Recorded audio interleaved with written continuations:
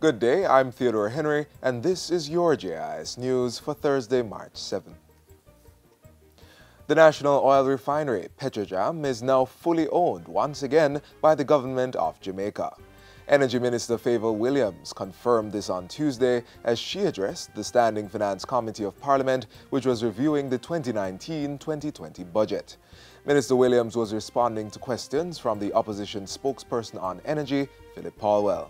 Who are the owners of Petrojam? The government of Jamaica. Okay, so 100% of the shares? As of February 22nd. Okay, so therefore... February 22 is when the Senate approved the legislation allowing the Jamaican government to retake ownership of the 49% shares in Petrojam that was held by the Venezuelan state-owned oil and natural gas company. The House of Representatives gave its assent to the Compulsory Acquisition Shares in Petrojam Limited Act 2019 on February 19.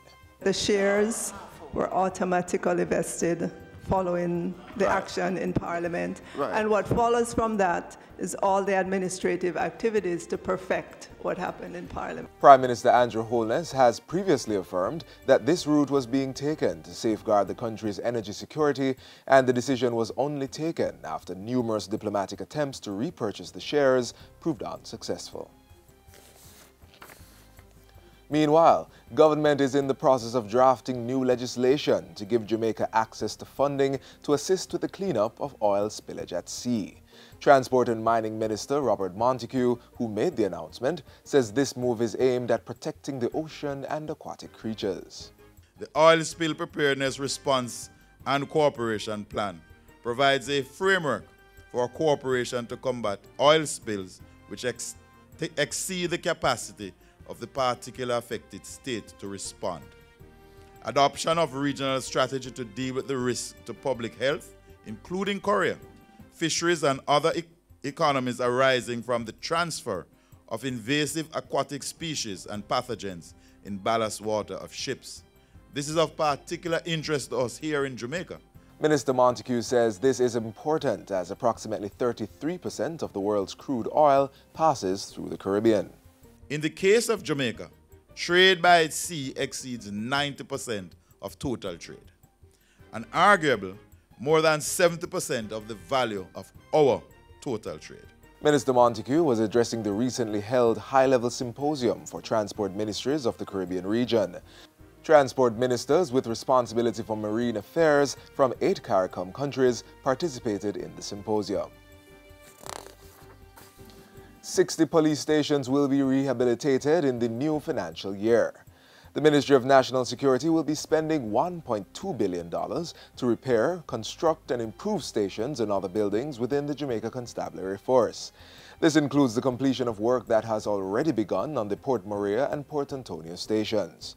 Addressing the Standing Finance Committee of Parliament on Monday, Portfolio Minister Dr. Horace Chang said he was to receive an audit of all police stations to guide the process. Stations you are looking at for significant improvement in this fiscal year: Lucy, Halfway Tree, Spanish Town is a new station, Black River repair, Santa Cruz repair, Brownstone, Clarkstone, Kingston Central, Constant Spring, work has started on that already. Bog Walk, that will be done by Jamaica Social Investment Fund. Other stations being improved include Christiana, Linstead, Mandeville, Claremont, Negril, Balaclava, Ulster Spring, Bull Bay, and Savannah Lamar. The Security Minister says smaller stations such as Bog Walk, Forepath, Franklin Town, Olympic Gardens, and Mount Salem will be rebuilt. The physical state in which a policeman are required to operate will be improved in all the facilities we can work with.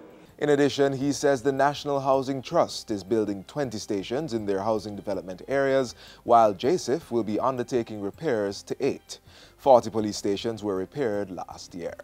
Government has signed an agreement to push forward work to establish an agroeconomic zone, providing, among other things, an ultra-modern certified microbiology lab, farming financing, and service rental facilities. The Agriculture Ministry signed a Memorandum of Understanding on Monday with CNET Group Incorporated to establish the Outer One Agroeconomic Zone project. The ministry will be responsible for providing land for the project through leases and will facilitate international linkages and market support. Within this complex, the farmers would have a ready market for their produce. This would, as I said before, encourage them to expand their production as well as entice new entrances into the agricultural sector. Today's signing between CNET Group and the government of Jamaica through the Ministry of Industry, Commerce, Agriculture and Fisheries therefore signals an important step in making this vision a reality. The first Outer One Agroeconomic Zone will be established in Holland, St. Elizabeth. And that's it for JIS News Today. I'm Theodore Henry. Thanks for watching.